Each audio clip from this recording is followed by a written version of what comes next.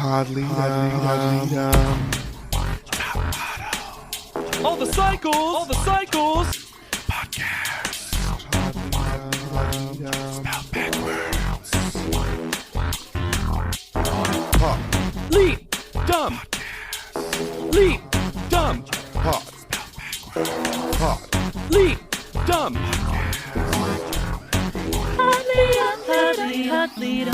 Hello, everyone, and welcome to the finale, somehow, graciously, of Cycle 20 of Pod Lead'em. That's Top Model Podcast, spelled backwards. My name is JW Crump, but today I'll be directing my first professional flixel. I'm Lex Basile Price, and LGBT, holla holla holla, hero. And I'm Hannah Jane Ginsburg, and I'm waiting for the backhanded compliment. Is it coming?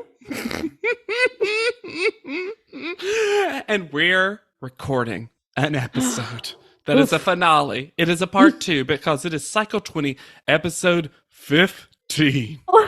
Finale, part 2. The guy or girl, so spoiler, Jordan doesn't get eliminated at first, who becomes America's Next Top Model, or as I've retitled it, originally Lex it was, and I'm glad I changed it, the guy who is a holla holla holla hero.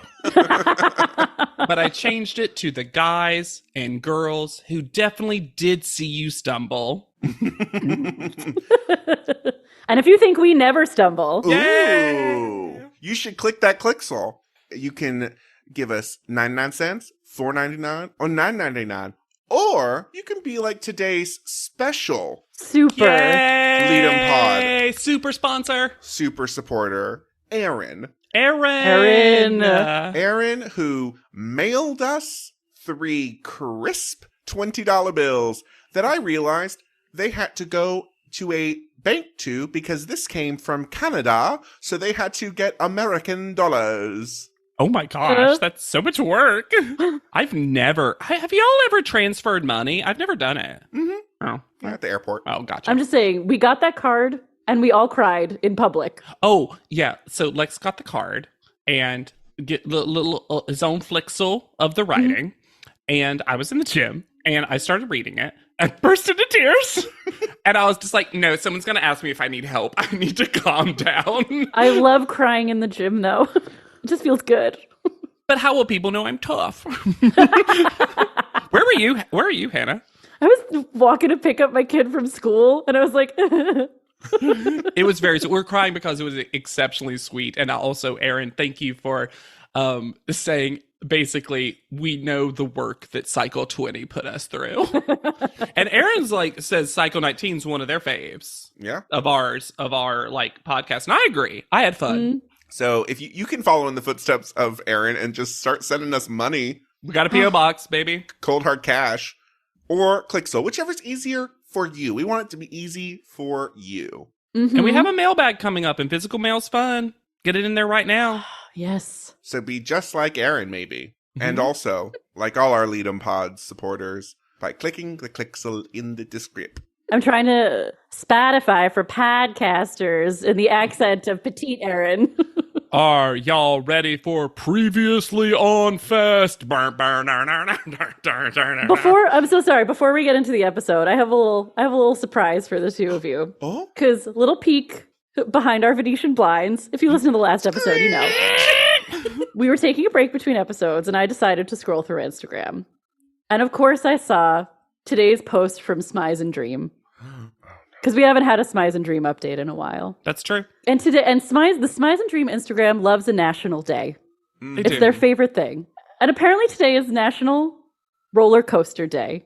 And the question was, crazy question, would you rather eat ice cream going up a roller coaster or down it?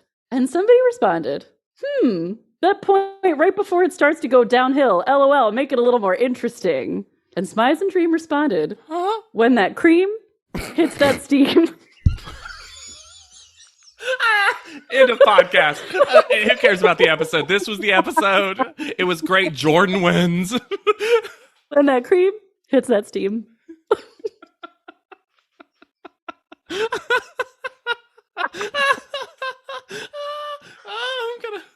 I'm gonna barf. So sorry, but I'm also so happy right now.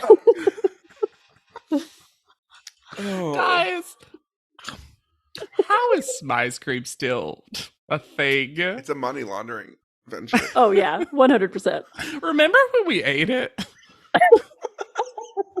We're going to look back at another year and a half when we do like a finale to the podcast, or at least a finale to America's Next Top Model. And we're going to be like, we read a book. We ate so much ice cream. Yeah, let's return to the safe island of Previouslys. We got a double but scoop of previously on Island has a new vacation resort that's also previously. And then it seamlessly transitioned into episode. Yes, it was part of it. Just like that film was a part of that runway show. Seamless, you mean? We got new descriptions of our We contestants. sure did. Oof. Our more traditional ones. Yeah. These are closer to what we usually get. Is your money on Marvin repping Booch Blue, the Latin Bronx flirt with chiseled cheekbones, who's found his stride in photos and romance with Renee? One of the things I low-key hated most about this episode was how Renee is reduced to a supporting character in Marvin's story. Oh, yeah. It's awful. It's almost like she's not a contestant. It's almost like she's a girlfriend from home. From home. Yes. Also, this episode in particular, they really start reminding you the Latin Hispanic origin of Marvin. Mhm. They sure do. Or is Sunrise Smize Jordan your girl? The insecure country cutie whose passion for modeling There it is. Passion for modeling. has made her unstoppable over the past few weeks. Hilarious when that was the time when Nina got 2 first call-outs. Uh-huh. Also, she was a bombshell last week, and now she's a country cutie. I mean, the picture she took last week that we're still judging. I'll say this. It must be hard to talk about Jordan because, again, it's kind of like when you had Anne in the end. Yeah. And you're just like, or Jordan, the winner of the cycle. Is your money on her, the model? Or are you rooting for Corey holding it down for Fierce Fuchsia, which sounds like a slur? The model determined to show the world that androgyny is beautiful. And that's their whole personality, and nothing else about them is important. Yep. Also, we've said it before, and I'm sure we will say it in about 2 minutes. Corey is not androgynous. Corey looks like a man who's tapped into their feminine side. I do think Corey has used the language enough, though, that I see how the show is like, we got to use a word. Sure, but I think that Corey's using that word is a reaction, because at the beginning of the season, he was much more into, like, queer. I'm different from the other guys. If there's any mention of, like, and they could do it in a queer-coded way. I don't expect a lot from Top Model, but, like, the fierce poser. Like, something that references his modeling abilities. He just is androgyny. From the planet Androgyny. Androgyny. Well, we already had a superhero as Marie who? Come on. Androgenia. Yeah. Oh, would love to see the two of them in a photo, though. Oh, yeah. Then we get the scores of this panel in a different order than we've ever gotten them. Isn't this Tyra fascinating? refers to this as an impromptu elimination, which it is not. No. This was extremely planned. This was planned when they gave someone the villain role in the movie. Yeah, for real. I love that Corey just has a talking head. The timing is just really awful. It really is, Corey. And the eliminated contestants, Nina is in the background just shaking her head. Nobody likes this. No. It's mean. It's fully unnecessary also because the eliminated contestant is still going to have to be in the show, play the same role, be referred to as a finalist when they no longer are one. So Jordan gets called first with a 989 from Tyra Kelly Robb. And a fan score of 6. A fan score of 6. And a challenge score of 0, which is funny that they just still show it. I laughed. It wasn't even an NA, it was a 0. There was a challenge that everyone failed. You think they would have given them a nylon number? Yeah, or something. And then Tyra calls Jordan a real finalist. And I'm like, God.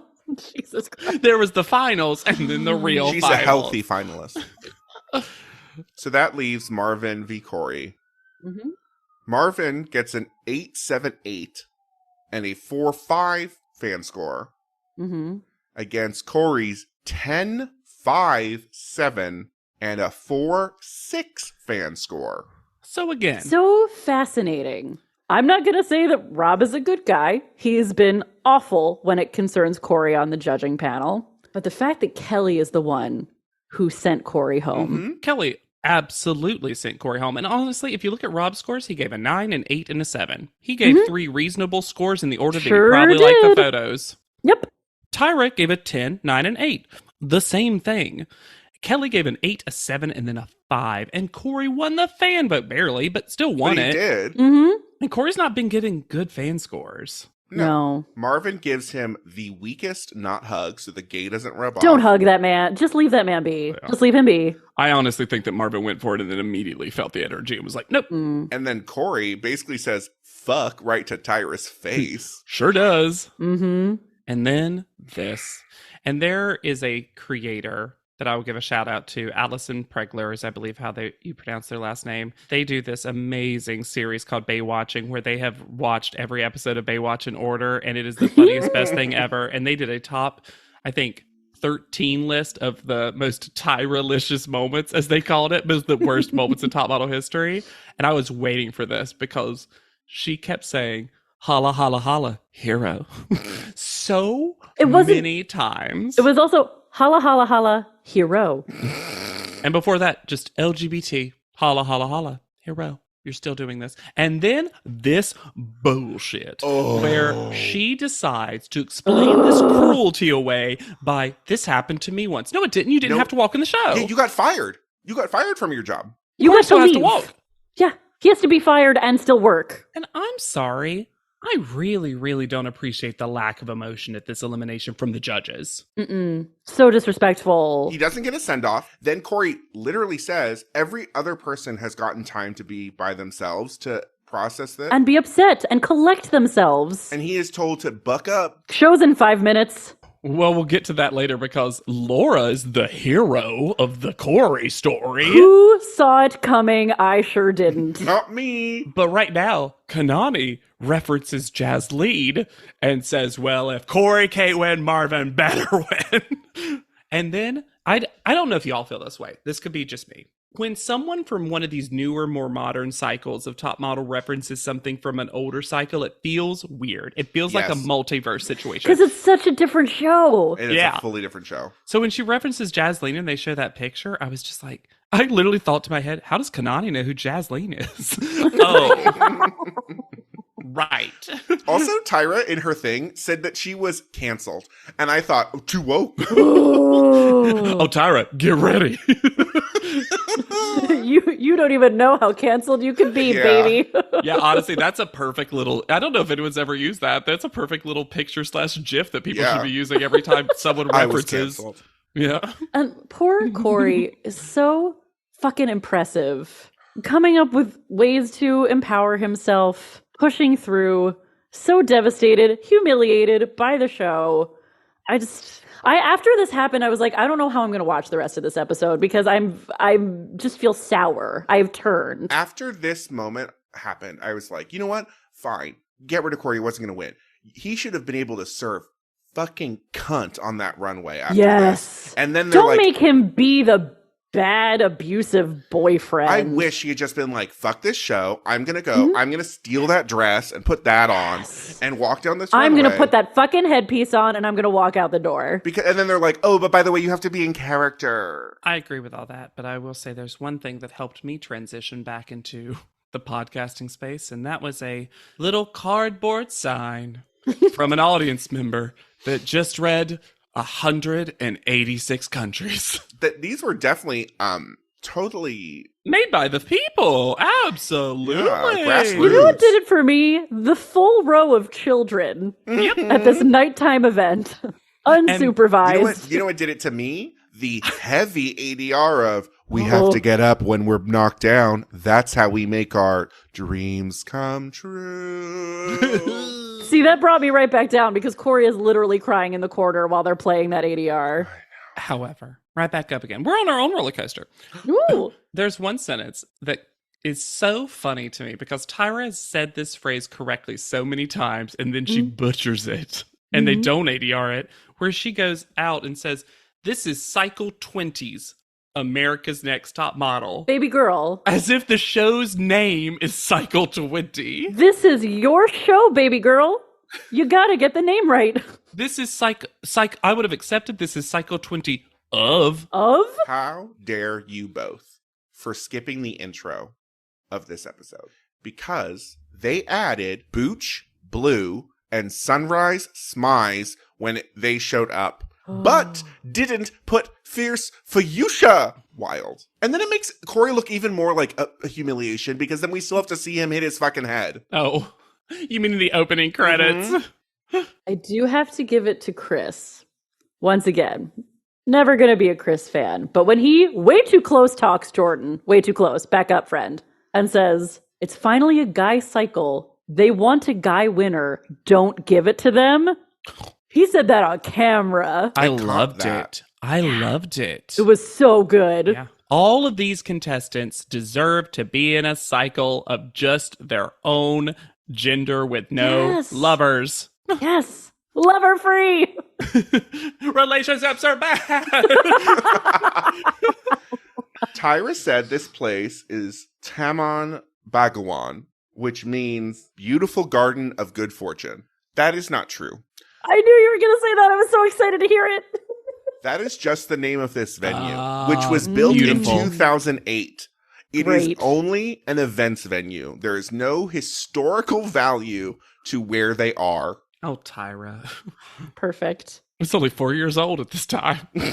Yes. Someone glued puffy letters to a sign, which is so funny because you don't need to do both. They also, like, pre-crumpled the signs to make them look more real. Yeah. We get a clip of Gianna, which the show thought was her complimenting Jordan, which it wasn't. No, it was not. Hurricane Gianna referencing good things about Jordan, but with the tone of an insult, is incredible television. True heir to the Poroskova throne. She said she's a 6'1" blonde who sits and takes pretty pictures. Hard cut. They were like, not the rest of that sentence. And she makes out with children. Gianna's the kind of person you'll never put on live television because someone would have to be on that censor button so hard. I thought what Laura said to Corey was really nice and well spoken, and I loved her ending it by saying, you still got to go out there, right? So you need to make them think, oh God, what did we do? She was like, make them think that was a mistake. And I was like, honestly, that's what I would have wanted to have heard. She's the only one that gives him comfort, because the judges all fuck off. He does get some from the catwalk crew. Yeah. Clea is in there and Nina, but anybody else who should be responsible for caring for him at all is gone. But I was honestly very proud of Laura. That's a weird way to phrase it, but I really expect it from her. Yeah. You know what, y'all? Maybe Laura really is healthy. Seeing her freed from this competition, you're like, oh, you're doing great. Yeah. The worst thing that ever happened to Laura was being on Top Model. Then Tyra stares down the barrel of the camera. Do not like this direct-to-camera address. No, thank you. And says, during my time here in Bali, I really got to understand how the culture revolves around good versus evil. We see those two pictures again. The only two pictures she took in Bali. And y'all, we should start talking about it now, because Tyra brings it up in the intro to this whole thing. Top Model in this episode attempts to engage with abusive relationships, specifically partner-on-partner violence, male towards female. Top Model is not ready to talk about this topic. Top Model has no understanding of this topic. Why bring this topic up in this setting? Imagine, if you will, you're an audience member of this show. You've brought your children for some reason. And they're like, we're going to watch a little fashion film beforehand. And you're like, ooh, fun. I bet it'll be avant-garde and symbolic and not have a real plot. I bet someone will sit on a balcony in a nightgown weeping. Yeah. And then you start this soap opera. Every single day in the modeling industry, a young girl is discovered, and her life can change on a dime. And just like every single girl, that young girl is susceptible to damaging relationships that 1 in 4 American young girls are experiencing right now. In our fashion film, The question is, what fate will she choose? So then you frame it around, is she going to stay in this abusive relationship? It's her responsibility exclusively. It's a choice that many young girls are facing right now. But also, in this scenario, it's still, once again, all about Jordan and being the girl that's discovered. Except the way that they're going to talk about Marvin Good Guy in this situation is even grosser. But let's get into this film, because as bad as it is, there's also such a healthy layer of stupid. There is the fact that the title of this fashion film is Danger Love. Danger Love. One word, the L capitalized, and the D, obviously. Oh, we want to talk about capitalization. We want to talk about capitalization because every time someone comes on that's the 3 finalists, including Corey still, because they couldn't still a edit it out in time. finalist. They make the first letter of their name the size of my head. And then the rest... I'm sorry, somehow we didn't talk about it enough. How do you lock yourself into having to have 3 finalists and then eliminating one of them right before this happens? Like, you have locked yourself in. You made this choice. And also, why are they playing themselves? Why are their names attached to their characters? Yes.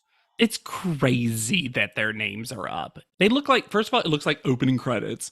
And second of all, it makes it seem like they're them. And the worst part is that I wouldn't feel that way if this wasn't one of the only things we knew about Jordan. Yep. That's who I truly it makes it so much worse. This is totally mean to Corey, making him play this character and still be in this fashion show. But truly, it's manipulative to Jordan. Because it makes it seem like take your minds back to Kaylin, who friend died and then she was in a grave. Mm-hmm. It feels the same. Like they found this out about Jordan. It's like, ooh, we can start the conversation about abuse. I'm going to blame one person named Ken Mock for this. Mm-hmm. Yeah. This feels like a Ken Mockism.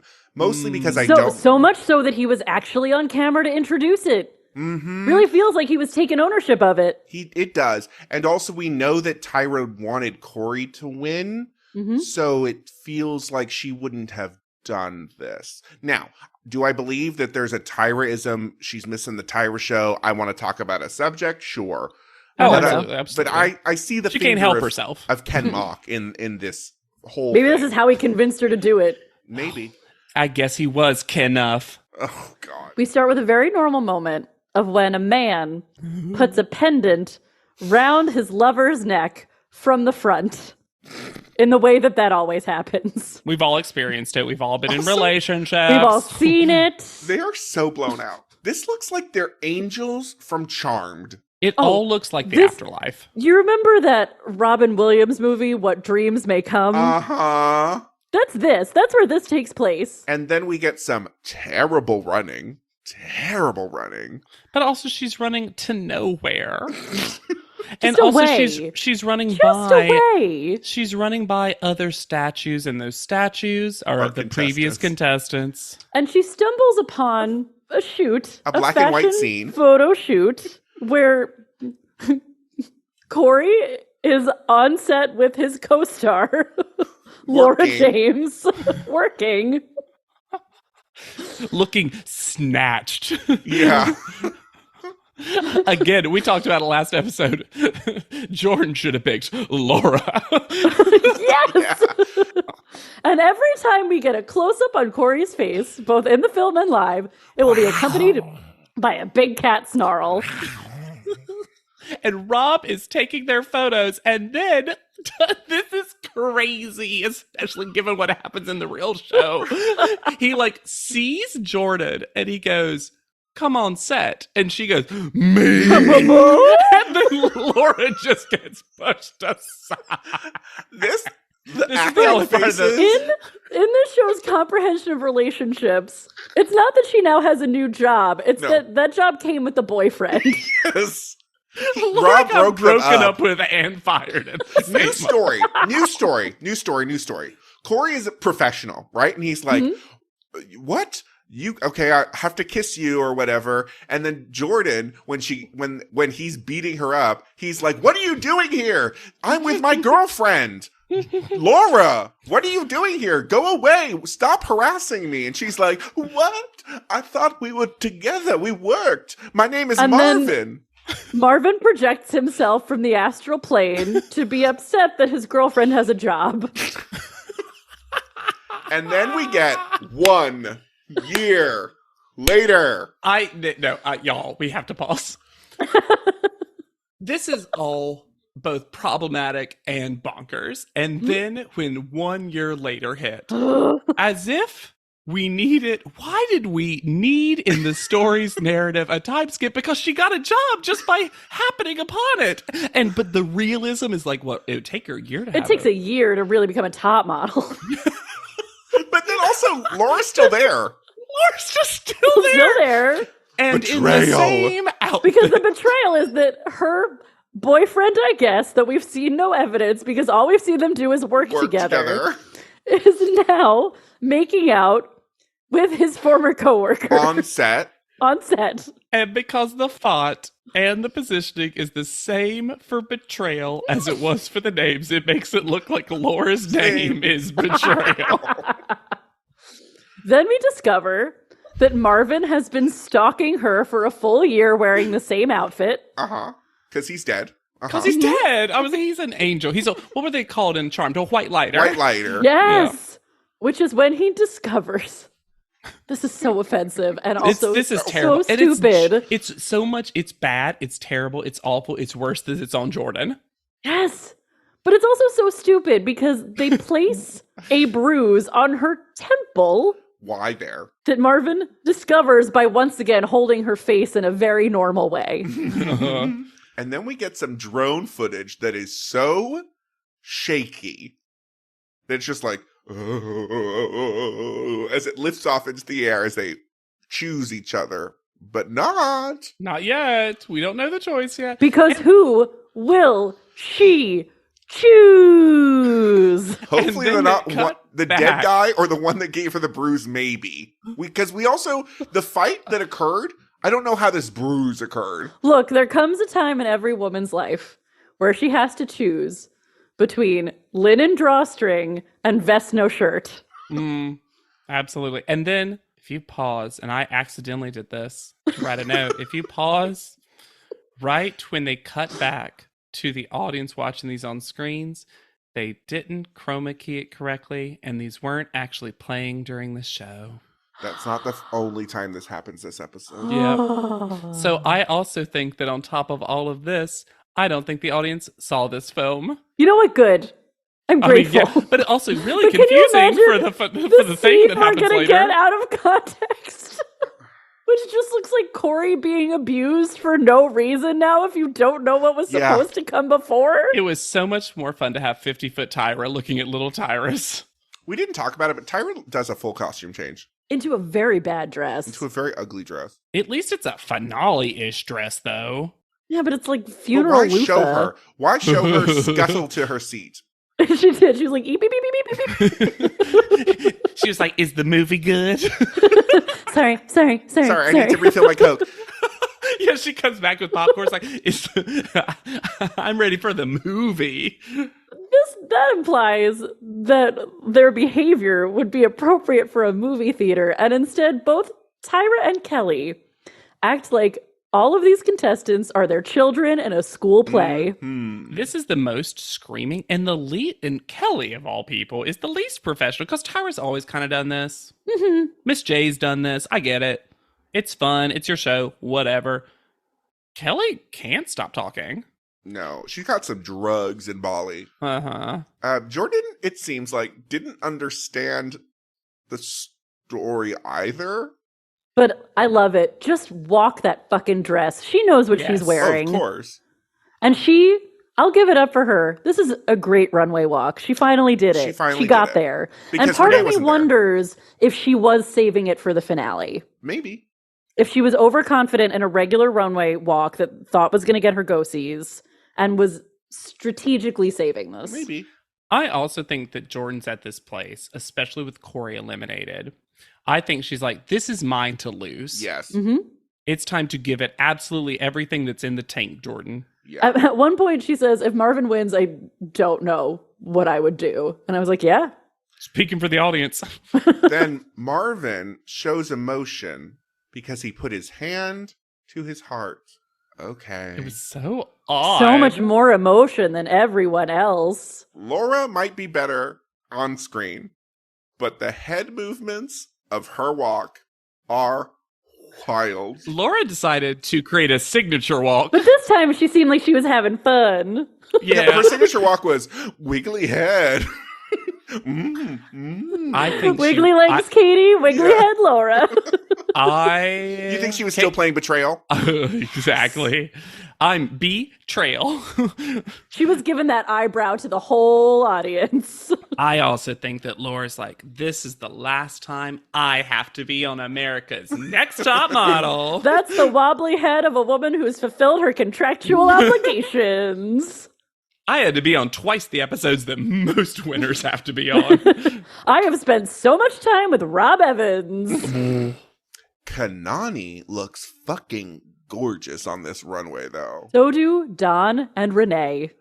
Renee is basically the finale walker of this runway show. I wrote they fully gave Renee the finale dress. Yeah. And then we talked about it, but Kelly is literally waving to Marvin like she's a fan. It's ridiculous. It's so obvious who Kelly's in the bag for. Oh my God. I do want to give it up for consistency because Mike still can't walk. No. And Nina's face on the runway is still insane. Insane. Mm-hmm.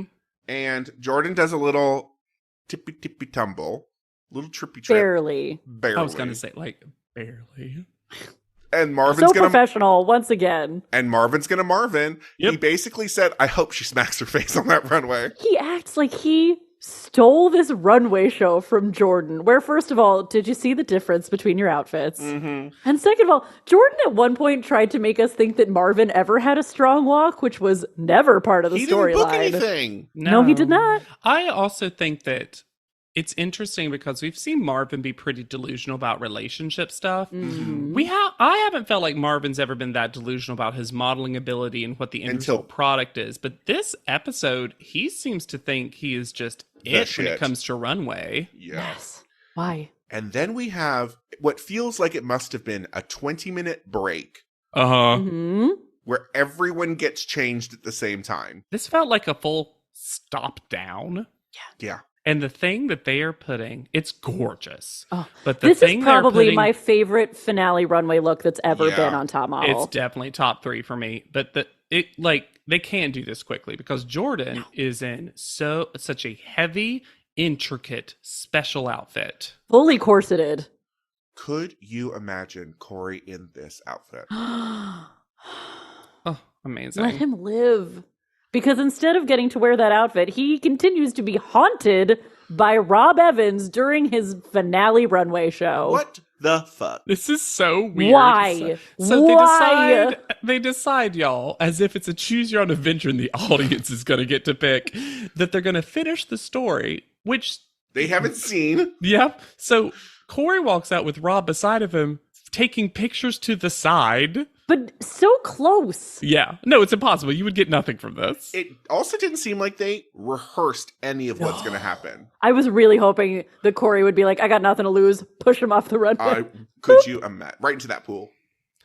And then Jordan and Marvin join Corey at the end of the runway. And there's the fakest little argument fight between Marvin and Corey. And then what Jordan's supposed to do is grab the camera for Rob, who is still there, A fourth finalist. and then push Corey down. Finalist and is that Kangol hat. push Corey down and take photos of, quote, his humiliated face. And then she smacks one on Marvin, and Marvin thinks he holds it together, but he fully looks shocked. Oh, yeah. He looks so like in a obvious. cartoon when someone gets kissed by someone who is wearing Novocaine lipstick. Yes. and He's like, I'll say this. I'm of two minds about this because both of them say that they practiced a cheek kiss.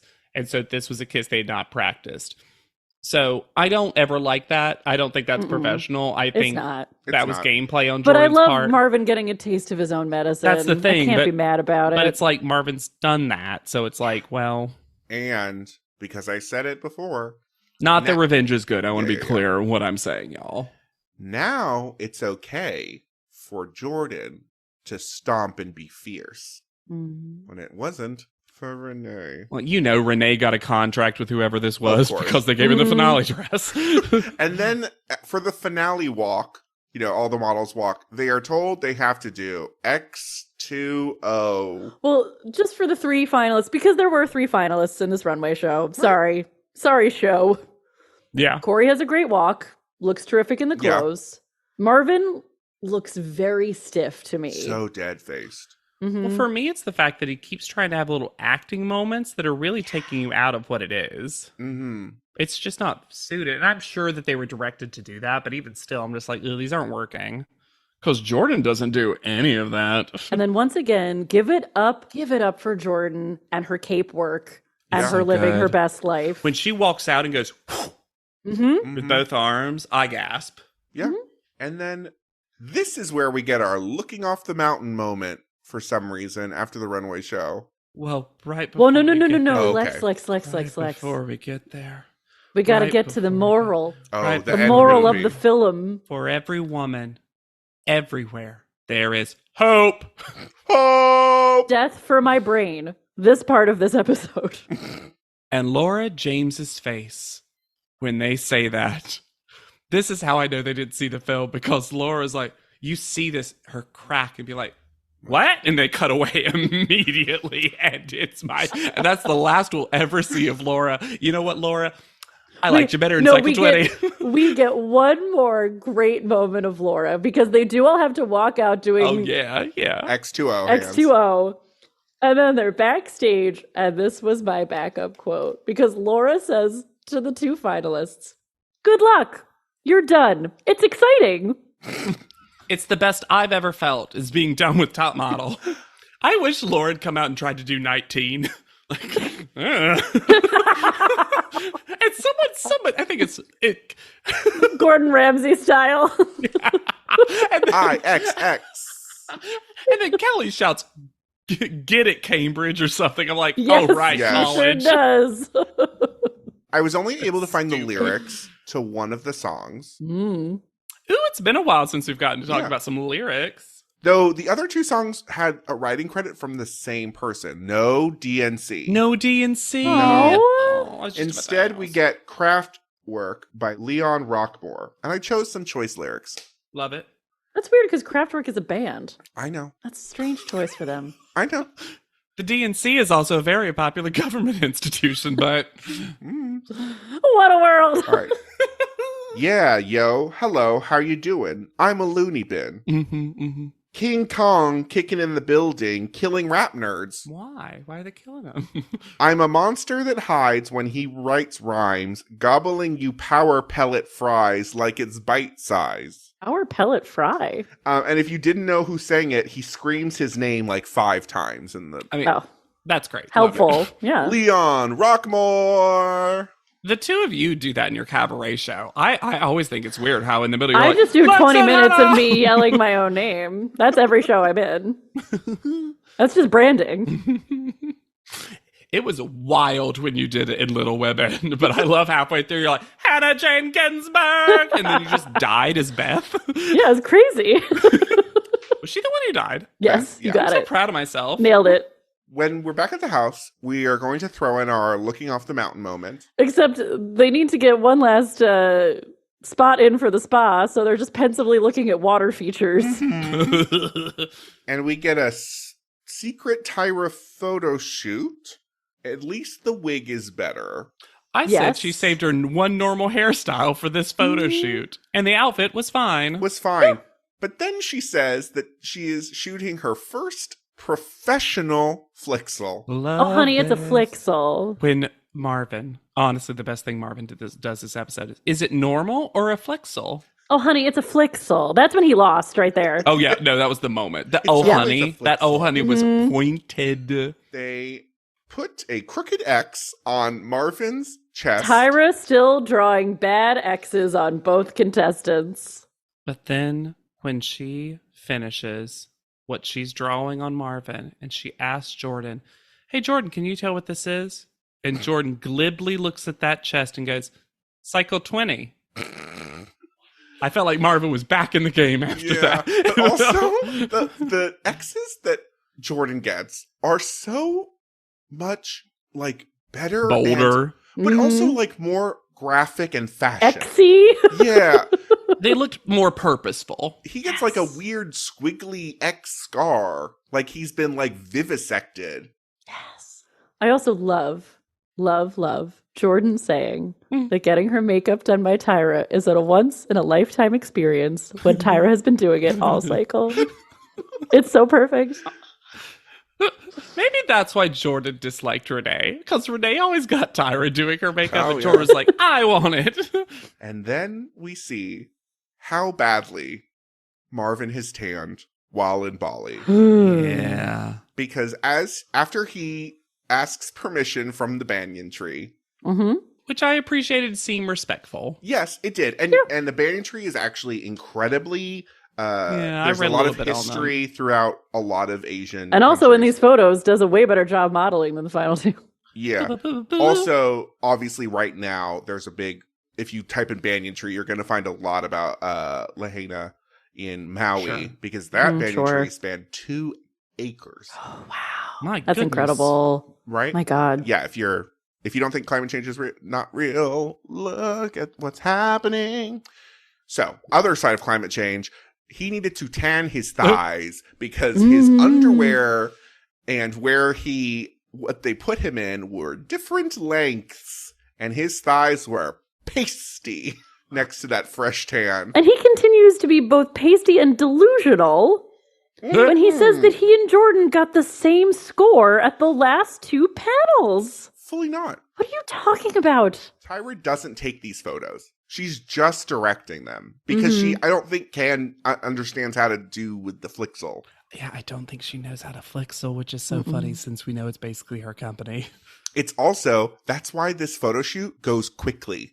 Yep. Oh, yeah. She's not fussing around with lighting she doesn't understand. This does make Jordan seem super professional and easy to work It with. sure does. It fully feels like even without what we were just joking around about Tyra not taking the photo, that Jordan gets up there, nails it, gives you several options, and then it's like, and we're done. Mm-hmm. And then we get an exchange between our final two. Ooh. This lack of chemistry. And we talked about this on the last episode.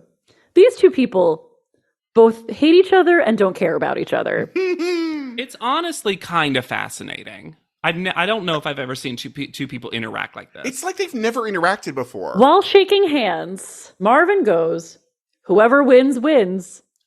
And Jordan replies, "I know." Like they are so indifferent to each other that they're less human. And Marvin says, like, it's a 50-50% chance, and Jordan just goes, not it's really. Like, you know how we had a lot of discussions when people were starting to interact more in person post-pandemic? Mm-hmm. And this was their first interaction. Yes. They were like, I am person. Me as well. I am person also. 50-50? Oh. Mm. The handshake is so weird. When you've spent this much time together and you give a awkward, limp handshake. It's like, look, we both loved Renee. Well, I just think back to all of our final twos. Like, oh man, Nicole and Laura. Oh, what a heartfelt final two. Honestly, Sophie and Laura. Just Laura's, Every I Laura. guess. Laura's. Just like there's usually a relationship between the two of Even them. if it's been contentious. We did it. We're here. And they also usually feel like they've earned some respect for their fellow competitor, and I just don't think it's there for either I of don't them. think so either. I think in both of their minds, there is no way that the other person wins. Yes. I agree. And so they're both acting like, this is so awkward to be talking to the loser. Is this sad for you? Oh, poor you. Oh, poor you. Aww. Reddit is back for a historically hideous season. It's our 100th ugly house. This place is mayhem. That is impressive. And if these walls could talk, Do you cry a lot? I do. they'd have a lot to say. What in God's name is this pit? Don't get too close. No, if you've seen the show, I'm scared of cat. Ugliest House in America season premiere Wednesday at 8 on HGTV. Starting a business can seem like a daunting task, unless you have a partner like Shopify. They have the tools you need to start and grow your business. From designing a website to marketing to selling and beyond, Shopify can help with everything you need. There's a reason millions of companies like Mattel, Heinz, and Allbirds continue to trust and use them. With Shopify on your side, turn your big business idea into... Sign up for your $1 per month trial at shopify.com/special offer. When we head to panel, we get an ADR that is not true. Back in your final runway looks. You're not. They never wore these outfits. I would have loved if poor Jordan had to be in that heavy metal cape, though. It's just like, why? I don't even recognize the little young girl from Bend, Oregon, and the young boy from the Bronx, New York. You sure are full-fledged adults now, I guess. I just don't like referring to them as little girl and little boy. Little young girl. This feels like Tyra Show Tyra. She does this in a lot of cycles where she was like, you were a stupid baby when you came on Top Model. And now you're an adult human. And this wig is wigging. The fact that she has bumpets on the bottom. I came around to like it because it was so crazy. The bumpets on the bottom? I was just like, you know what? It is a full look. We call those bump butts. You, Jordan, played a victim. Sorry, but this language is just so offensive that I can't get over it. Please continue. Okay. You, Jordan, played a victim, and you, Marvin, played a person who had your love pulled away from you from this really dark person. Yikes. Oh, we didn't want to check that? We didn't want a rewrite on any of that? It takes away energy from both of them and Corey. Yeah, exactly. Woman, you have no agency. Man, are you okay? I swear I thought, because my brain had melted and the language had all been so bad, I thought Tyra was going to say, Jordan, you played a victim. And Marvin, you played the boyfriend of a victim. And you're just like, that would have been better. Yeah, honestly. Saying that sentence to Jordan, knowing everything you know about her. I honestly am impressed that Jordan always seems to be holding it together because I think I would have lost my mind. Mm-hmm. Kelly says to Marvin, I remember when I first saw you and you were the son of a janitor. Number one, that is wrong. He's still the son of a janitor. Did his dad get fired? Did Kelly fire his father? Yes. Kelly's like, during I bought that the dispute building. with the neighbors. Yeah, she's like, I bought the building and I fired Marvin's dad. And I set you free from being the son of a janitor. And I'm so proud of both of us. It's so weird. The word janitor doesn't sound like a word anymore. Well, then to make the first statement more offensive, Tyra tells us where we ended up at the end of the movie. Jordan's character was playing the victor, and you were playing the guy who finally got your girl back from the bad man. From the bad man. Because that's the real hero, the guy who gets his girl back. She was yours. And you got her back from the bad man. She was yours the whole time. Because she's a woman and you are man. Rob said of Marvin, the little girlies were going crazy sitting next to me. And then Tyra says they were little girls. Rob did not watch this runway show. No. Rob was too busy getting ready to be in the part runway of this show. runway show. He was just like, what did I see? What was girls? There were girls who looked at you, Marvin. And I thought that was pretty cool. And then Kelly says of Jordan, you are the autumnal queen of effervescence, eternal divine sun. How My are you this new high? bathroom affirmation. Just in every time for October. single day. I tell myself I'm the autumnal queen of effervescence, eternal Every single- divine sun every single Every day. single day. What's and my secret? I sleep with a nightlight. Look, when you're the eternal divine sun, the dark is scary. And now we're going to review some of your most Losing memorable our flixels. minds. Do y'all ever wonder that this show is making us dumber? No, I actually think this show is making us smarter and more empathetic. Ooh, yeah. Okay. Now, do I think this is one of the dumbest shows we've ever seen? Yes. Oh, Absolutely. yeah. Now, I just sometimes worry that because we hold so many references in our heads, not only now of the show and our podcast, that my head's like, I used to know so much math. JW, I divorced my husband. Oh no, it's Kyle's shoulder bird. Fluff, fluff, fluff, fluff. Like He's just blind. Yeah, what I will say, when your brain supplies, yeah, because all birds are blind. You do worry about yourself a Yeah, little. Sure. Exactly. I'm not saying we shouldn't take care and worry a little bit, have a little bit of outside perspective. I just need to read some books. Yeah. Read some books. Libby's great for books. So we get we get 6 photo shoots. I'm leaving it in. I think you should because it was so sweet. It We was just talked about Count Von Count the other day. Also, the one thing, even though not much comes from it necessarily, is we haven't had a good review Yes. in front of the contestants of the work and then a private panel afterwards. It was kind of a nice return to form. Yeah. The first one we see is nail art. And Brian Boy reveals, and this is accurate, I looked it up, that both Marvin and Jordan had their highest social media scores for the nail shoot. Fascinating. Right? I think people just like the nail shoot. Yeah. Yeah, I think I prefer Marvin's over Jordan's. I think I do too.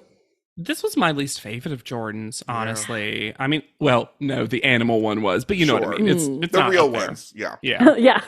Your The least ones- favorite that had the potential to be good. Yeah. Then the paint shoot, living art. And then I love that Jordan deftly points out that she's like, I was always sunrise smiles.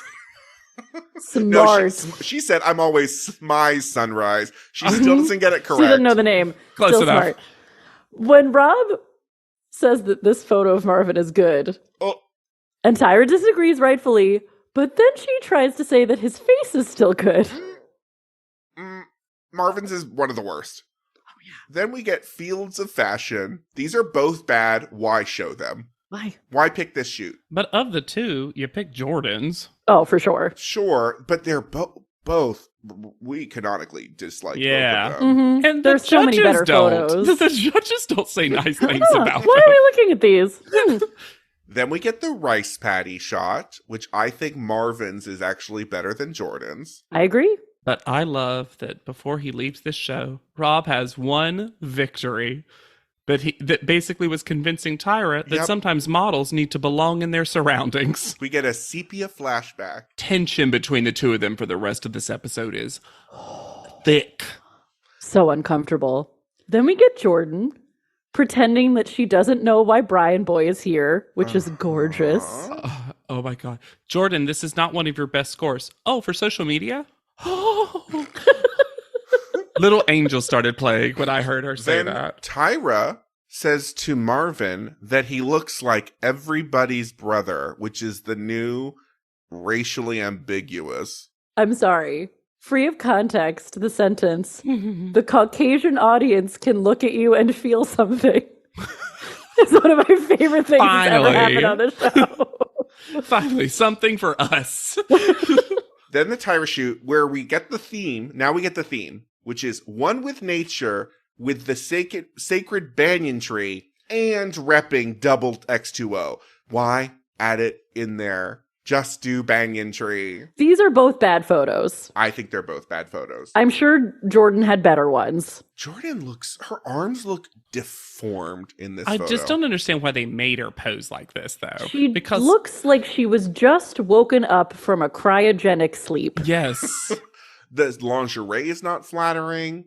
The arms are bizarre. I am impressed in a weird way that she can hold her body in this position. Sure, we know she's not athletic. And then Kelly says a sentence.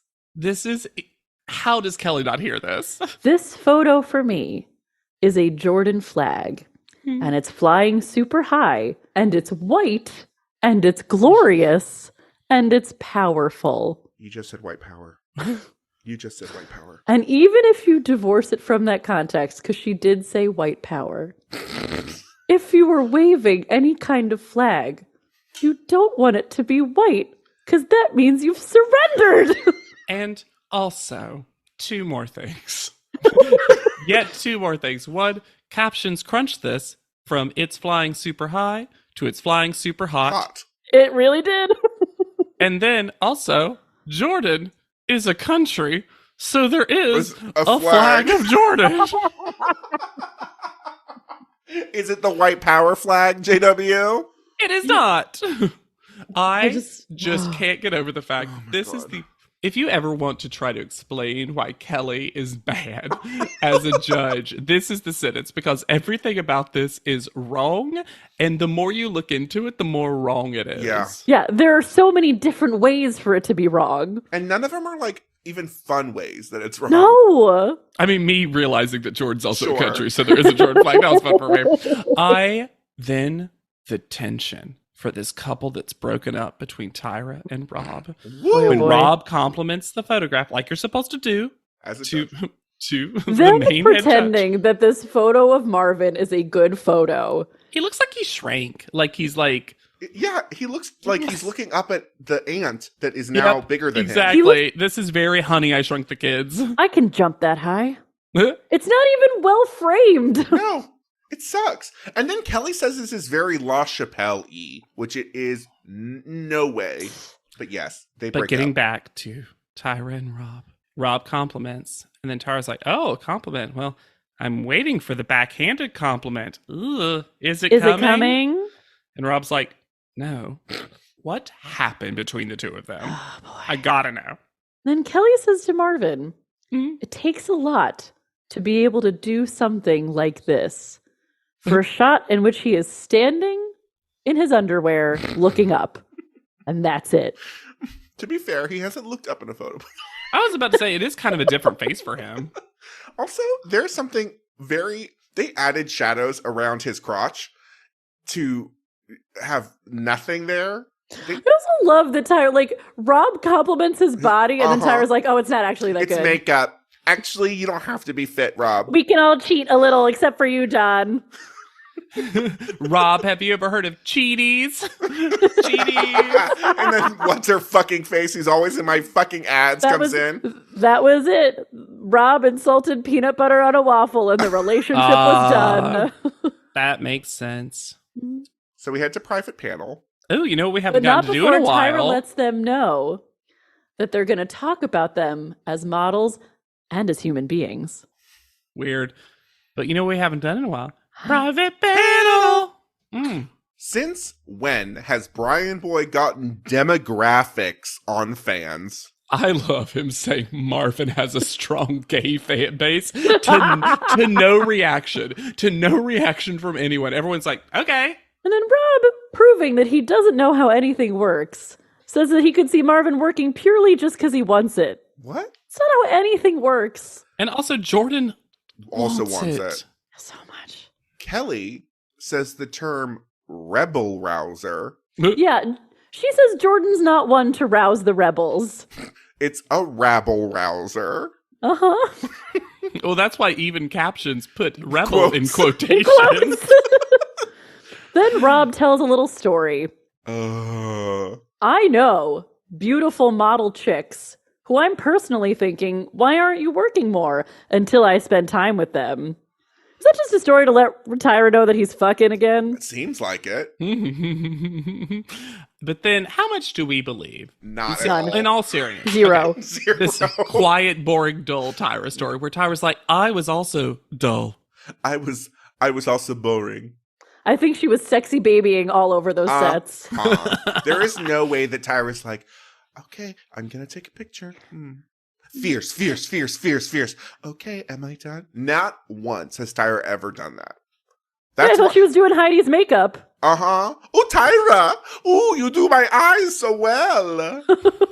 I don't believe nice, polite Tyra would be canceled from a show 15 minutes before. Lex, I think it's so funny how purposely bad of a impression of Heidi Klum that was, but how accurate of an impression it was of Tyra's impression of Heidi Yes. Klum. Thank you. I was trying. What a layer you created for Yeah, yourself. because I can actually do that dialect, that accent, but I decided to make it the Tyra version of Heidi. Yeah. Then Tyra asks if Jordan looks specific enough because Rob Evans has a face that you know is his, but she's not sure if Jordan's face is her face. And then why on earth did we show this cum shot of Rob? We've seen And this I know cum I'm shot being before. gross, but that's No, what we this have. is. We have. That's It what is a this cum is. shot. It's fully. It's gross. It's so weird. disgusting. I bet this was Tyra's last revenge. I bet Rob watched this episode and he's like, that one? Now, Kelly, it has nothing to do with personality, even though she said that it has all to do with personality, and that's why you book Marvin. I hate it every time they talk about the nylon photos like they're a factor when we never see the nylon We've photos. never seen them. Just sepia tone footage of the photos being taken. At least we see here Tyra being so anti-Jordan. Tyra hates that she has to give this to Jordan. And she asks the question with seeming sincerity, do we think that the Catwalk crew represents social media? And everyone says, uh-huh. You knew Brian Boy wasn't prepared for that. He was like, sure. No. Because no, it doesn't. Because the Catwalk crew has gotten to know them. Social media sees pictures. And Jordan has had one of the most consistently high social media scores all cycle. Also, if you wanted the Catwalk crew to mean anything, Corey would have won the cycle. Uh-huh. A little bit inconvenient. Kelly uses the word darshan, which I had to look up because I'd never heard that word before. Me neither. Neither I. It means an opportunity or occasion of seeing a holy person or the image of a deity. Huh. Talking about Jordan saying the darshan, the blessing for the yellow brick road. She's just saying words. Words. Oh, yeah. Like that E, like just hit. Like 2 minutes before. Uh-huh. Y'all, I have to share something. We're past it, and I apologize that I'm going to rewind. But when Hannah said an inconvenient truth, my brain, and this is why I'm worried. I about did the not say dumbing. truth. I didn't say no. truth. What'd You you filled that say? in. I What'd just you said that was say? inconvenient. Inconvenient. Great. So I added it in my head because that's how I know that word to be used. And then in my head, I go, an inconvenient tooch. You are broken. No I such know. thing. We are broken. You know there's no such thing. But for men, it's an inconvenient booch. I get it. That was Corey. He had an inconvenient booch. And if you're hanging, it's an upconvenient booch. I hate us. I hate everything. Y'all, do we know a second language? Yes, can we put Tyrese on? Also, I'll go back, rewind even further. It said, speaking Balinese, when the language is Indonesian. She also at one point just said the name of the place like it was a sentence. I hate this show. I hate it. But I love it. I love doing this podcast. And then Tyra says a sentence that could apply to us right now. We're nervous, aren't we? Mhm. And Jordan's like, no. What did they do to these two contestants to get them to agree to hold hands? Hold on. We need to say, before that, Sticky glue. Brian Boy says a really disgusting comment about Jordan. Ugh. Not necessarily about Jordan, but a really loaded, coded comment. That people in other countries, like the Philippines, aspire to Jordan. Oh, And that's why she should win. Mm-hmm. Yeah. And I really found that icky. And I hate when that is put on Jordan. Yeah. Yeah. Because that's not something Jordan has ever Yeah, called you or said, I gotta bet. give that to her. She has never tried to say that she was aspirational. No, but she in that did way. say that she never seen a black person. But yeah, you're right. No, but she never has said anything No. like that. So to put that on her is so odd. Jordan just aspires to be a model. Yes. She has said it in the context of leaving abusive situations, Yes. which I think is fair. She gets to say that. Yeah. But it's just really gross to be like, and this white blonde woman Yep. is aspirational Yeah. in that context. It's got the same gross veneer of when a movie starring certain celebrities is going to do well in other markets. Mm-hmm. And it's almost always race-based, seemingly. Yeah. Then Tyra reveals that we're going to get actual cycle scores from each of the judges, apparently. Final body of work scores, as We're also going to be getting fan scores, even though she said that we weren't, because they just reused the fan scores from the guest photo shoot. Why would you not just average the cycle fan scores? Because these are not real scores. The scores we see are the exact same scores we saw earlier. Yeah. Hannah just said that, absolutely. Like, it's... But it's also because if we had averaged Jordan, who had got 9s and 8s. And 5 best call-outs.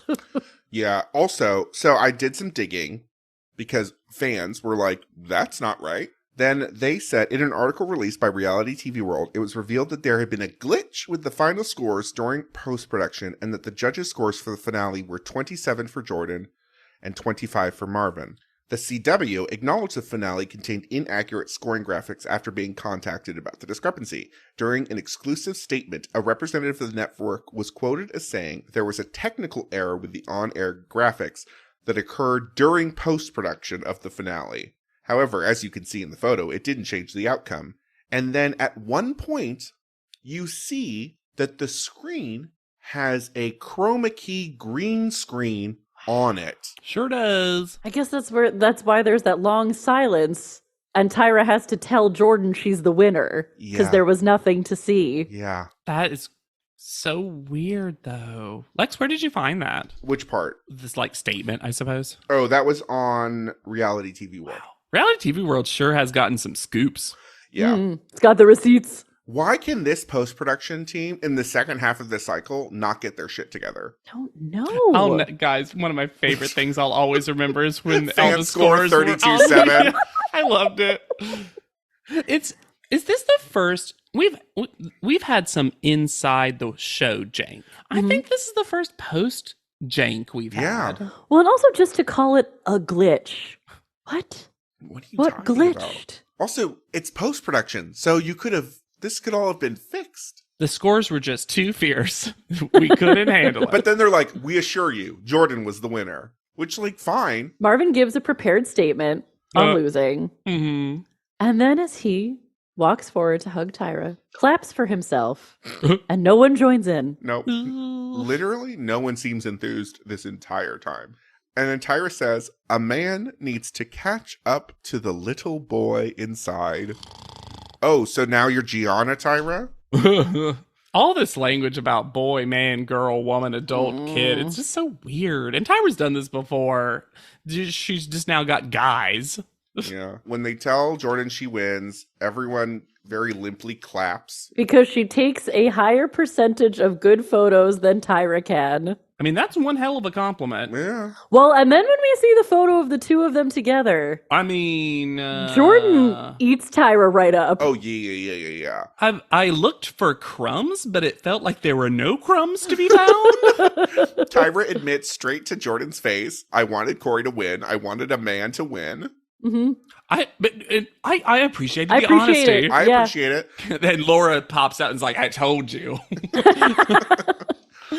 We get backstage. Rob gives cash Why, wrapped Rob? in chintzy orange sunrise smize ribbon to Chris and Mike. And then Chris says to Mike, bet you're glad we're best friends, huh?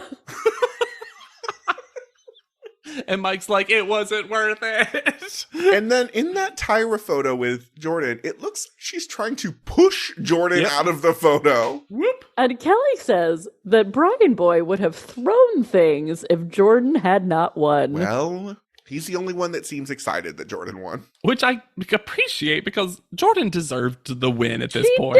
did. At this point, sure. Yeah.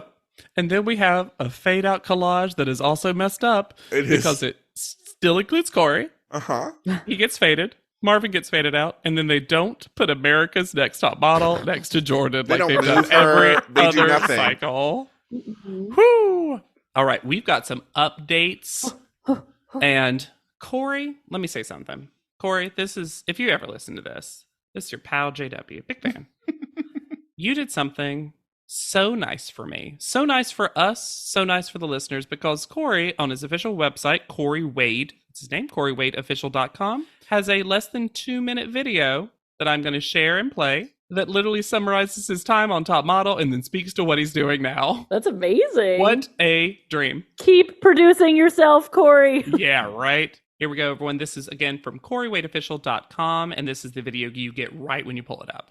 Hello, my name is Corey Wade, and I don't have a preferred gender pronoun, meaning you can refer to me as he, she, they, or really whatever you like, as long as it isn't meant to be offensive, of course. I am a model, a musician, a public speaker, a sex educator, an activist, and a Virgo, who is most well known for appearing on America's Next Top Model. I was on the first cycle of the show to feature both male and female competitors, and then I was lucky enough to get to reappear as a guest host in multiple episodes of the following season.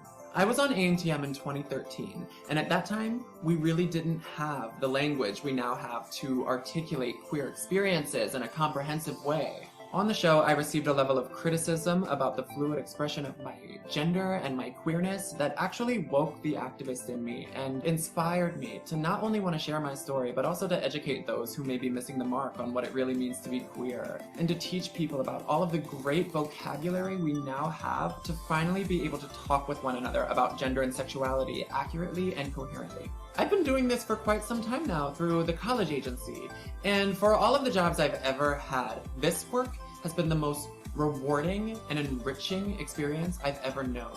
Beyond the knowledge I aim to impart about queer identities and LGBTQIA+ experiences, the sessions I conduct always end up delving into a deeper conversation about human understanding and practical empathy, which is what I think we need a whole lot more of in our world today.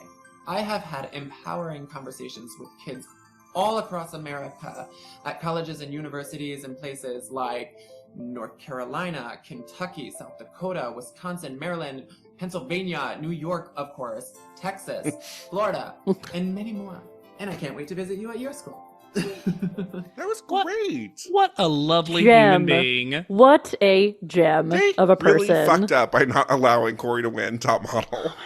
And still stays winning. So that was a lot of what it is, but a couple of things not mentioned.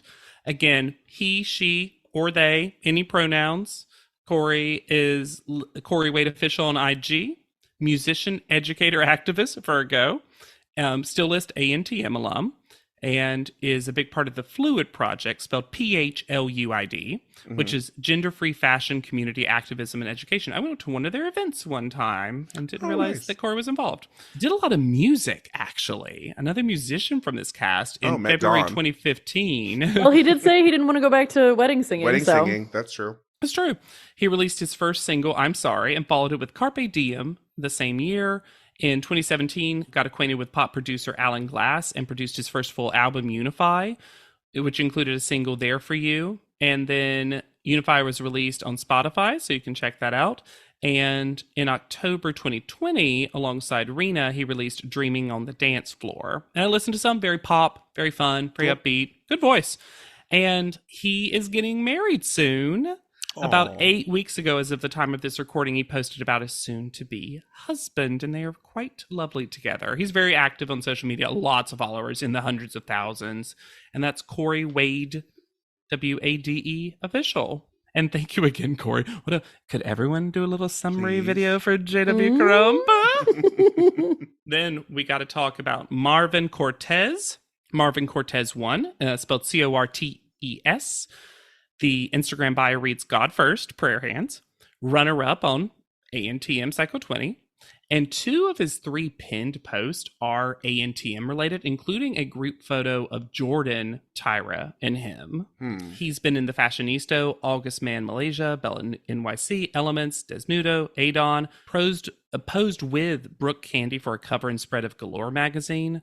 He also modeled for New York Speed, DFYNT Clothing, Laura Eyewear, Nova Stars, love that. Sears Catalog, David Hart Menswear, and Mondo Guerra from Project Runway. Oh, yeah. He wrote and released a modeling advice book called Don't Waste Your Looks on Likes, How to Break Out and Become You. And it does He have wrote a modeling book? this is a book writing group, apparently. And this book, it does have an interesting, still available. They're not on Amazon. I had to see it on Google Reads, but it's about understanding how technology can help you become whatever you want to be. It's got an interesting spin to it. And apparently he consulted a lot of places when he got very big into how technology can help you as a model and an ambassador and all those kind of things. And then in 2021, he founded a cosmetics brand called Beauty by Marvin and released a line of under eye masks, and they were active until the end of that year. And I found the Amazon page, but the masks aren't currently available. In personal life stuff, Marnie broke up since the show and said that they were just prioritizing work over their relationship. And then in 2021, specifically August 2021, he came out as bisexual in an Instagram video that's about 11 minutes long. And I think, Hannah, you alluded to that earlier in the cycle. Just reading a quick quote from it. Again, it's 11 minutes long. It's still there if you want to watch it yourself. I want to let you know that I'm coming out as openly bisexual. I've been in love with both men and women. I've been proud to be part of the gay community in my personal life, and I just want to share it now publicly online. I've never been happier, and I look forward to living more of an authentic life and sharing that with you. And he did share in that video, he spoke on the struggle between this and what he, I think, termed traditional Hispanic family values. And so that was part of it as well. He has an OnlyFans. And there were some articles on that, and here's a quote about that. Part of the reason I wanted to create an OnlyFans page was the increasing amount of censorship on social media. The restrictions being placed on creators and photographers is bordering on censorship. I want to be able to shoot and share all of my photos and videos without having to worry about being thrown off of a platform. Modeling has made me comfortable with my body. I don't have any qualms with disrobing. I also love engaging with fans online. It's a personal connection that I strongly believe is harmless and even healthy. Still active. And one fun math thing is if you do call out order, which I know is a little different in these social media cycles, but if you do the call out order averages, he should have been 5th instead of 2nd, and Corey should have been 2nd, Nina 3rd, Chris 4th. Sure. So yeah, that's Marvin. And then finally, Jordan. Oh, it's so much when there's 3 all at once. I know. There's actually less on Jordan than anyone else. There's some interesting trivia. One fascinating thing is for the guest shoot, they used an alternate one than we saw on the show. Good. I think we because can see that one's why. terrible. Well, yeah, it wasn't that different though, but it was definitely different. It was just kind of a different angle. It was interesting though. I've never seen that happen with anyone else I looked up. She's been in the Star Online Malaysia, Cleo Malaysia, August Man Malaysia, Ugly. Oh, she really worked in Malaysia. Yeah, right. Industry, Remix. And by the way, Ugly was a magazine name. It seems weird that I just said Ugly. Vogue.com Taiwan, Flesh, City and Color, and Desnudo Italia. So a lot of international stuff. Yeah. She modeled for the designers Jella Couture, RVN, Reese Hudson, Indian Summer Apparel, Karen Kane, Nichelle Jewelry, and Note Cosmetics. She was featured in a segment, I love this, in a 2013 episode of VH1's Best Week Ever. And she was also in a lot of music videos. I loved Best Week Ever. The next thing I'm going to talk about, I want to be clear that I'm only bringing this up because I find the article on it fascinating. I don't want it to feel like I'm making fun of her. She filed for bankruptcy in November 2015, claiming that she had $0 in her bank account. And there's this very extensive article. I think it's Daily Mail. I didn't remember because I don't need to look it up again. And it literally detailed every aspect of her finances for years. It was just weird that this was all super publicly available. Weird. And one interesting thing about it was she did claim the year that she got this $100,000 contract that her income included that. So, you know, sometimes I feel like I've been like, do they really get that money? And she claims that she did, but she also claimed the next year she only made like $8,000. Ooh. So, you know, that's in 2015. Seems like she's on the other side of that. Her IG is Love Jordan. She has over 200,000 followers. Her bio is just excessively vertical, which I found very funny. The only one not to mention America's Next Top Model, interestingly. Interesting. And her official website is also lovejordan.com. Apparently for a long time there was a blog where she ended it with Love Jordan, so that's why it was that.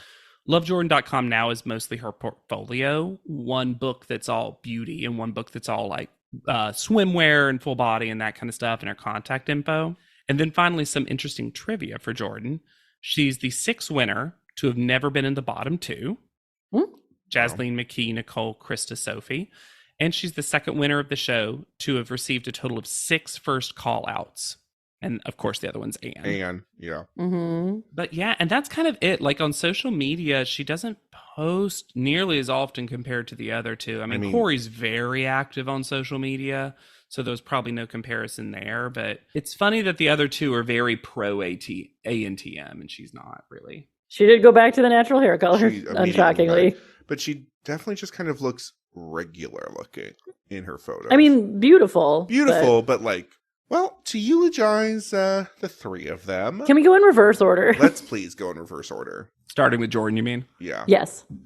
I think... Not my favorite person. No. But that was mostly because how closed off I think she was. Yeah. It's hard to talk about her because I think, like, I've had people that I've run into in social situations that I'm like, oh, I do a Top Model podcast. And I'm like, oh my God, have you gotten to Jordan yet?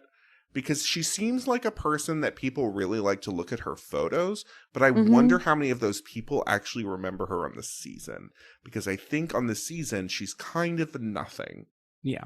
I could very much see anyone arguing that she's one of their favorite photography-based winners. Has that. one of the best winners portfolios. Sure. And she had some ones that we were like, about. So I totally get that. But yeah, it's kind of fascinating how, like, let's say you're comparing her to Anne. Right. Who had the same amount of, like, hyper success on the show. But Anne had such a specific weirdo personality. Plus Bacon Cat. Always Bacon Cat. Yeah, there's just it's so weird to have not much to say about the winner of a cycle. Yeah. But that's where I'm at. But it is fascinating to me, looking at the bigger picture.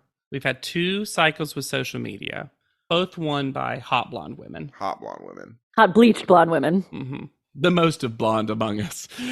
Healthy bleached blonde women. I think it's a little bit of a interesting, dicey thing to look at, that when you saw Laura come back, brunette as she was, that Still you're with like blonde energy. Still with white blonde energy. Yeah, the map goes from point A to point B. Yeah. I found that fascinating because I do think Top Model genuinely does a good job of cycle by cycle. The winner is usually pretty different than the winner before them. Well, it's also interesting because when it was the judges making those decisions, a lot of the winners felt like responses to the previous winners. Yes. Exactly. Yeah. And here it's just like, and we did it again. Okay. Yeah, it's odd. I think we've discussed a lot about Marvin. We did. I would say I'm glad that he seems happy. I'm glad that he's living his truth.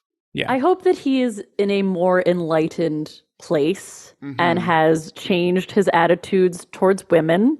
Seems like a hard worker now. Seems like he's done a lot. More of an update than I usually get from anybody. He and Jordan were both interesting in that they were both simultaneously in places of having experienced a lot of trauma while also being very sheltered at the same time. And they were just both so young. They were I really really wonder how I would have felt and how he would have been on a cycle that was only guy contestants. I agree. Because his disgusting stuff was Mostly usually women. just related to relationships. No, we actually saw the best Marvin moments were when he was interacting with other men. Yeah. Yes. He was usually the one breaking up fights. Except for the Chris thing. But then also the cute interaction where he hit on his twin. Yeah. Yes. The whole Perez Hilton moment. That was a high point for Marvin that we never reached again. But I hope that that's the direction he went in his life. I hope that he went toward that version of himself. Because Yerkes, that he was, I still stand by. And I know people in It was this will be hard. like, get ready for this person. I'm like, I don't care. This person came out of nowhere and they were truly a misery to have to discuss. To give Top Model the slightest bit of credit, a lot of the time it knows when its contestants are saying problematic things or doing problematic things. Both the show and Marvin seem to have no awareness of how bad he could get. Yeah. They celebrated it. They kept celebrating him. Like when Clark was on the show knew we're Yes. making Clark the villain. Yeah. But like the edit and what we were seeing or like what the judges were seeing and what we were seeing were completely different experiences. And I wonder too if this comes a little bit from not having private panel, Mhm. Tyra less engaged on a day-to-day basis with them, less home visits, less that kind of stuff. That she's just not aware of what's going on. She's not watching the footage like she used to. Yeah. I think as she gets further away from her own modeling career, she starts valuing different things in the contestants. Oh, and so much of her energy comes across as the kind of teacher who prefers boys to girls. Mhm. Oh, I know that person. Yeah. And then right there, smack in the middle between men and women. What a delight Corey was on a rewatch. I was so happy that our first gay male contestant was bitchy, but like also the therapist. The best thing about this cycle was that he and Chris S. left unscathed. Mhm. This is just a cycle to be like, gay men are pretty cool. Right? After the show did its best to scathe them. The show did everything to further harm the gay people on this show. God, and based on the update video we watched and anything else, like I heard beforehand people were like, if you don't remember Corey, you're going to like Corey. Mhm. And I was like, I don't remember nothing. Nothing. I don't remember nothing. And that was true just everyone in this cycle, Yeah. basically. But what a shining light. And I think, like, in general, it's almost, how do I say this? Like, at the time that Corey was on this show, I do think there was some barrier breaking that he was doing, whether or not Yes. he should have been hoisted that responsibility on him or not.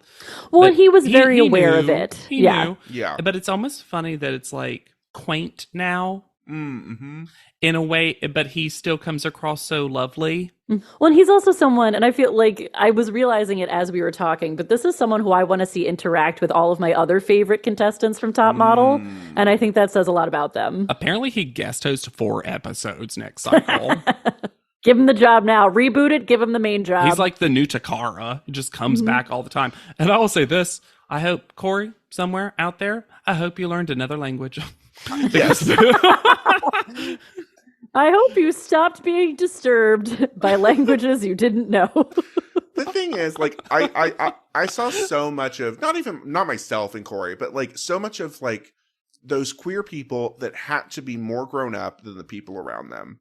In that, like, you had to be the best boy in a lot of situations. That like really hit a sad place in me, but also a proud place. Like that he was able to do that and look at the like fully bald-faced homophobia that he was facing, and then to actually stand up for himself eventually and to have give that moment. some great fucking pictures. Yes. And I appreciate that the show allowed us to see positive relationship with mom, boyfriend who's a drag queen, he does drag. Like, it felt like we got a little bit of the queer experience too, his specific one, which was also, look, everyone's gay, queer, bisexual experience, whatever your queer experience is, it's all different. But I feel like Corey, both in the show and now, Code's very queer. Yes. And I think that was important for the show. That's not just a gay man, it's a queer person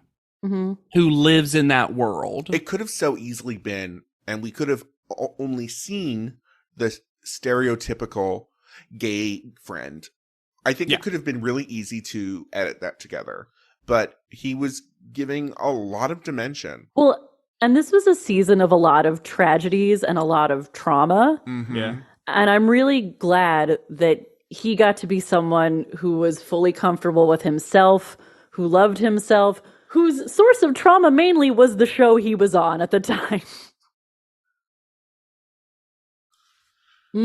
Honestly, I didn't even think about that, Hannah, but it's true. I preach all the time that I need more queer joy in my media. And aside from how the show treated him, Corey was joyful. Yeah. Yes. And that was cool to see. We should also talk about real quick. We'll do a kind of between break, but it's worth mentioning we're losing more people I was because going to say. we're losing Johnny. Unfortunately, we're losing Brian Boy, who just doesn't get replaced. Apparently, he gets replaced with a screen. Thank God. His job was a screen. Yes. And then At the Rob best. is getting, and I forgot about this truly. Rob is getting replaced with Miss J I forgot Miss also J forgot came that. back. for 2 cycles. It's another. I knew Rob was 2-cycle kind gone, of but shuffle. I forgot who was in that spot. I also So forgot who was in that spot. am going to be very interested to see how the energy changes in panel with a queer person. Because Catrone is there for the next 2. Yeah. Yep. One she's of the staying. longest judges on the show. So now I assume they go back to having a guest again because it's just Kelly, Tyra, and Miss J. I hope so. And you say. And Yusai. Ooh. Johnny, what a delight. Yeah, we could say fuck Rob Evans. Mhm. I don't need to see him ever again. He sucks. There were No. moments where I was like, "Oh, you didn't suck as much as I As thought much. you were going to," but you still, even at his best, Rob Evans still was pretty shitty. Yeah. I will say occasionally I did agree with his critiques. Occasionally, Mhm. yes, but he never failed to be homophobic and misogynist. It seemed like a lot of the times. Just did not bring a point of view that was valuable or illuminating in any way. Very true. Mm-hmm. In a role that should have, I don't think he had enough experience. Because having a male model was important. They should Yes. have gotten a real good We could have had an judge. actual perspective there. Mhm. Where was Eugene? Eugene, Acting. Marcus Schecklenberg. See, in a guest when they had guest judges, having Marcus Schecklenberg on there would actually been great. I agree. Clearly. Yes. I hate that we didn't have guest judges. That better come back. Yeah. Brian Boy eulogy. Fuck Brian Boy. Yep, bye. One of literally the most useless judges. He was best when he was silent. Controversial but brave. If we had to keep one of the others, I would keep Rob over Brian Boy. Ooh, I don't think I would. I don't know if I would. Brian Here's Boy the thing. was silent more. Occasionally, I agreed with Rob. Yeah. And Yeah, and never I agreed found with some Brian joy Boy. with how much he didn't get along with Kelly. The best thing about Brian Boy was when he would fancify names, but then that went away this season. That did go away. It did go away. Yeah. I actually think he was weirdly in some ways more fun to podcast about last cycle. Yes, Yeah. he was. There's just nothing in this cycle. When we got sexy men, it started getting bad. Truly the one we'll miss most of all. Ah, The joy I did not remember of these past 2 cycles. The highlight of our experience. what a find. Johnny Wujek. He had some stumbles. We admit. Not everyone is perfect. We all did in that era. Yep. I'm still stumbling right now. Sure. But honestly, for as much screen time as he ultimately got, those were rare L's. What an upgrade from Mr. J. Came off as kind, funny, Helpful. talented, hot, Professional. helpful. Mhm. And he did so many 2-camera jokes, Oh my which gosh. I thought was refreshing. I loved that first cycle when someone's like, "You're gonna put extensions in your hair," and he's like, "What hair?" That's like, oh my gosh, someone can be self-deprecating on Top Model. Had style, still has style. Like, The heir to the DeYonker throne. yes. Really, for sure. And I gotta say, ever since we've been talking about him, I've gotten more ads for his new watch collection. Those watches are cute. Yay. Talk about someone that I will follow now that he's not on the show. Yeah. Absolutely. And I'll admit it. I found him really attractive. So sexy. Mhm. In a normal, nice, kind way. Yes. In a Oh. DeYonk way. I think part of the Yeah, reason I think we're all just so thirsty for kindness on this show. And professionalism. We are thirsty for kindness. We're just like, my boyfriend. Can he be my boyfriend? He said workers' rights. Oh. Oh. He wanted to give Jordan an apple box. And if you want to give us an Apple box, that means rating and reviewing us on Spotify and Apple That's how you can Podcasts. support us, just like a box. Yeah, you can go to podleadum.com or send us an email at podleadum@gmail.com. We love all your hot takes, your iced tea. And truly, I would love to hear. She's a winner, and we know people love her. Tell us if Jordan's one of your faves and why. I want to know. I'm here to be convinced. And I Yes. wonder if it's anything beyond gorgeous photos, which Yeah. is fine. That's it. I understand why that's a winner. It's a modeling competition. It's a Let it modeling happen. competition, but Usually, I feel like on this show, we have, like, more of a reason why, like, Eva is your favorite. Or Krista or Krista somebody. is your favorite. Ugh. Carrie D. Salisha. You know what, though? We had that email where someone was like, We did. Salisha had We one of did. the best walks ever. And you know what? Yep. So, see, I want to hear it. Yeah.